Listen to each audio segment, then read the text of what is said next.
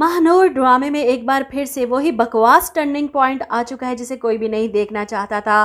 महानूर और जैन का निकाह होने वाला था, सब कुछ बहुत ठीक चल रहा है। महानूर भी घर पर तैयार हुई, महविश भी ठीक लग रही है कि सब ठीक है। फिर अचानक से ऐसा क्या हुआ कि मदीहा बेगम जैन से कहती हैं कि तुम्हारा निकाह आज महविश से होगा। तो जैसा कि अब तक आपने देखा कि बारात का दिन है, महानूर भी तैयार है, जैन भी बारात लेकर पहुंच चुका है, सब मेहमान भी मौजूद हैं, फंक्शन भी हॉल की बजाय घर पर है, सब कुछ ठीक चल रहा था। फिर कैसे महानूर के मामू मुमानी अपने मकसद में कामयाब हुए? इतने लोगों के होते हुए ये समझ से बाहर है। अलीज़े जो दुल्हन बनी महानूर को अपने साथ बाहर लेकर आती है क्योंकि जैन निकाह से पहले अपनी दुल्हन को देखना चाहता था। अलीज़े इनकी मुलाकात करवाती है और ये मुलाकात बहुत भारी पड़ने वाली है इन दोनों पर। बजाय निकाह करने के पता नहीं किस चीज़ का इंतज़ार हो रहा था, अब ये दोनों मुलाकात कर रहे हैं। निकाह से पहले जैन महानूर को देखकर बहुत खुश होता है और अपनी खुशकिस्मती पर रश्क करता है, अपनी मोहब्बत का यकीन दिलाते हुए कहता है मेरे जिस्म से जान निकल जाएगी लेकिन आपके लिए मोहब्बत कभी ख़त्म नहीं होगी। वो अपनी दुल्हन को जी भर कर देखता है, चेहरे से लट पीछे हटाता है और मोहब्बत पाश लहजे में कहता है आपको खोने का तो तसव्वुर भी नहीं कर सकता मैं। बंदा पूछे निकाह से पहले कौन ऐसी बातें करता है? वहीं दूसरी तरफ अलीज़े यहाँ आएगी कि बस बहुत हो गया, मुलाकात ख़त्म करें। दिलावर अंकल ढूंढ रहे हैं महानूर को, निकाह के लिए मौलवी साहब आए बैठे हैं। जिसके बाद अलीज़े और महानूर यहाँ से निकलते हैं घर के अंदर जाने के लिए, लेकिन रास्ते में ही महानूर की मामू मुमानी प्लान बनाते हैं अलीज़े को महानूर से दूर करने का।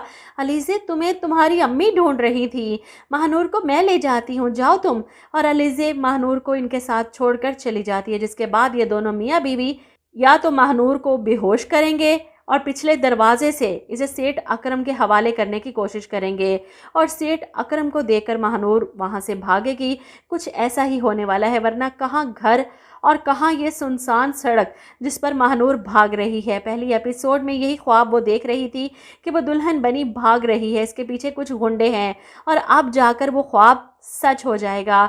छुपती फिर रही है सेठ अकरम से, लेकिन इस बार वो इसे हाथ से नहीं जाने देगा। अगवा करके उठा कर ले जाता है सीधा अपने घर और वहाँ पर जंजीरों से बांधकर इसे कमरे में कैद कर लेता है ताकि ये दोबारा कभी भाग ना सके। वहीं महानूर के मामू मुमानी वबेला मचा देंगे कि महानूर पता नहीं कहाँ चली गई, वो मिल नहीं रही, कमरे में भी नहीं। मुमानी तो रोती है कि मेरी आंसू की आखिरी निशानी, मेरी महानूर पता नहीं कहाँ चली गई। पूरे घर में कोहराम मच जाता है, शादी वाला घर मातम में बदल जाता है। दिलावर साहब अपनी बेटी के लिए परेशान। मदीहा बेगम मौके का फ़ायदा उठाते हुए इस बार जैन की बारात खाली वापस जाने की गलती नहीं करेंगी, इसीलिए महानूर के लिए परेशान जैन से कहती हैं तुम्हारा निकाह आज होगा महविश से। ये सुनकर जैन परेशान, ये आप क्या कह रही हैं? मैं महानूर के अलावा किसी और से शादी नहीं करूँगा। लेकिन मदीहा बेगम को बहुत शौक़ है महविश को अपनी बहू बनाने का, ये मज़ा भी चख लें।